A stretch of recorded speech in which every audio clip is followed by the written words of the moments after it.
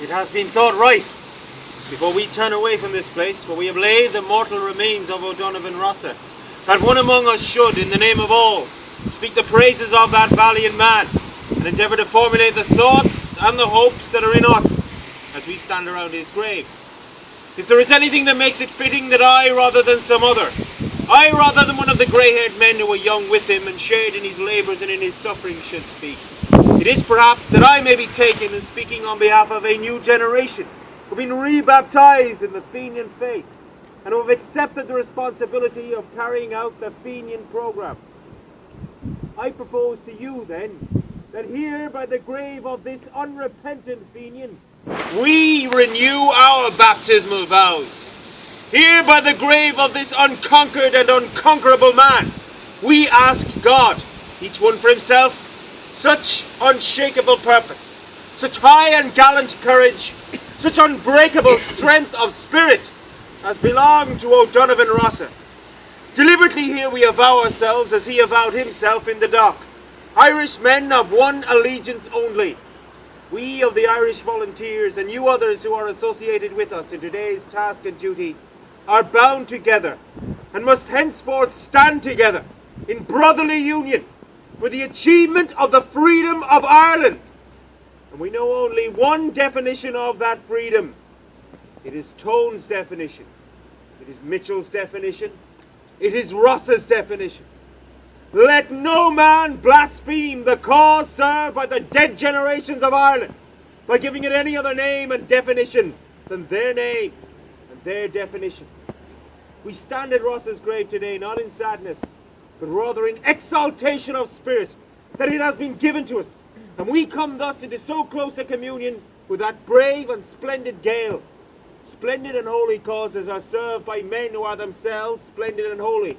O'Donovan Rossa was splendid in the proud manhood of him, splendid in the heroic grace of him, splendid in the Gaelic strength and truth and clarity of him. And all that splendour and pride and strength was compatible with the humility and the simplicity of devotion to Ireland, to all that was olden and beautiful and Gaelic in Ireland. A holiness and a simplicity of patriotism of an Owen O'Grony or a Michael O'Cleary. The clear, true eyes of this man, who almost alone in his day visioned Ireland as we today would surely have her. Not free merely, but Gaelic as well. Not Gaelic merely, but free as well.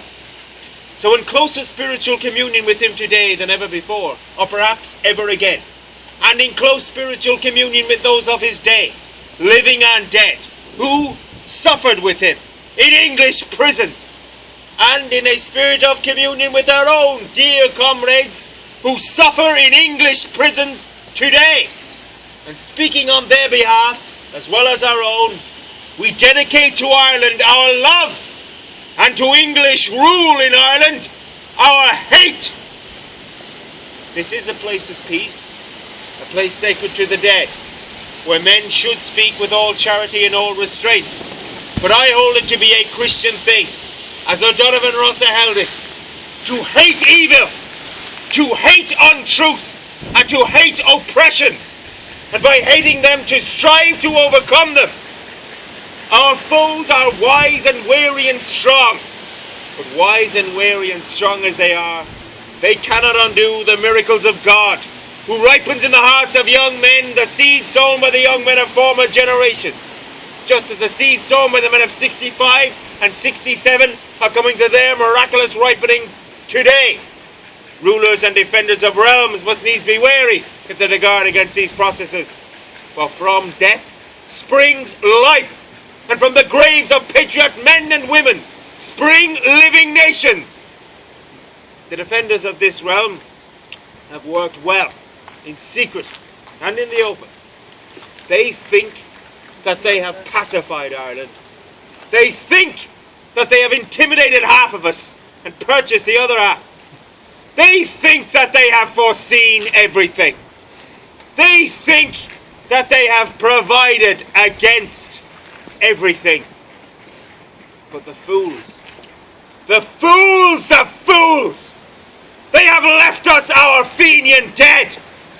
And while Ireland holds these graves, Ireland, unfree, shall never be at peace.